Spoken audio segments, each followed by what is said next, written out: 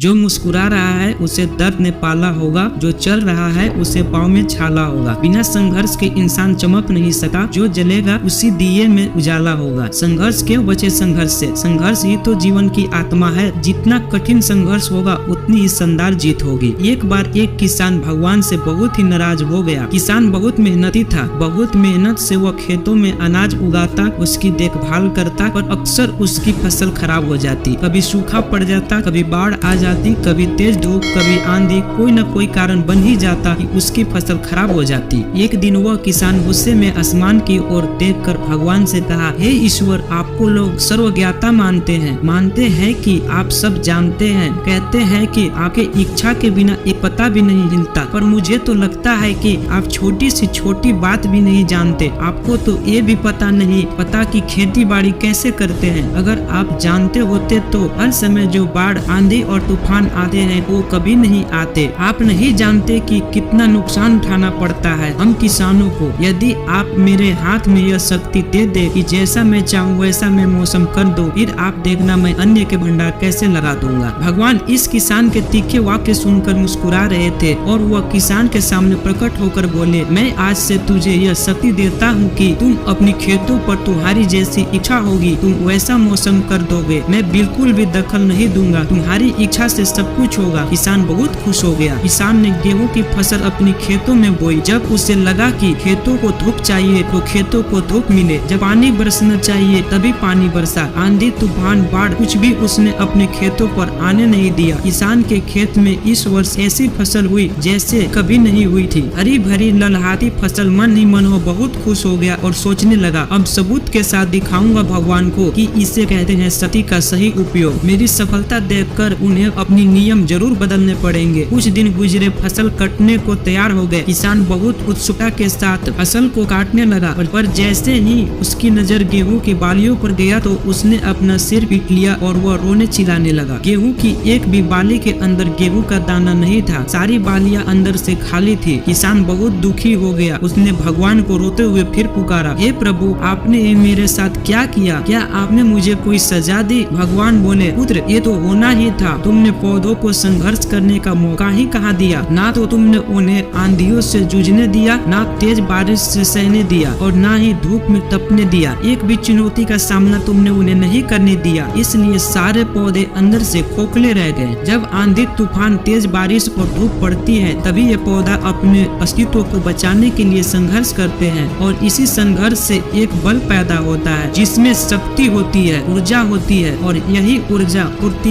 तेरे गेहूं के दाने की तरह जो नहीं फूटी। तूने उन्हें कठिन परिस्थितियों में गुजरने ही नहीं दिया जहां उनके अस्तित्व का जन्म होता। सारे बालियां इसलिए खाली हैं, इसमें एक भी गेहूं का दाना नहीं है क्योंकि तुमने अपने पौधों को संघर्ष कराया ही नहीं। याद रखिए, स्वर्ण से स्वर्णीय बात तभी आती है जब वह आग में तपने, गलने और हथौड़े से पीटने जैसे संघर्षों से गुजरते हैं। कोयले का टुकड़ा हीरा तभी बनता है जब वह उच्च दाब और उच्च ताप की मुश्किल परिस्थितियों से गुजरता है। इसी तरह यदि हमारी जिंदगी में कोई संघर्ष ही ना हो, कोई चुनौती ही ना हो तो हम भी गेहूं की बालियों की तरह खोखले रह जाएंगे, कोई अस्तित्व नहीं होगा हमारा। विपरीत परिस्थितियाँ, चुनौतियाँ, समस्याएं हमें और अधिक निखारती है। यदि जीवन में कठिन परिस्थितियाँ और चुनौतियाँ आए तो घबराना मत, बल्कि सामना करना, विश्वास करना कि आप और अधिक निखर जाओगे और अधिक मजबूत बन जाओगे। किसी ने कितना सही कहा है, जीना आसान नहीं होता, बिना संघर्ष कोई महान नहीं होता। जब तक ना पड़े हथौड़े की चोट तब तक पत्थर भी भगवान नहीं होता।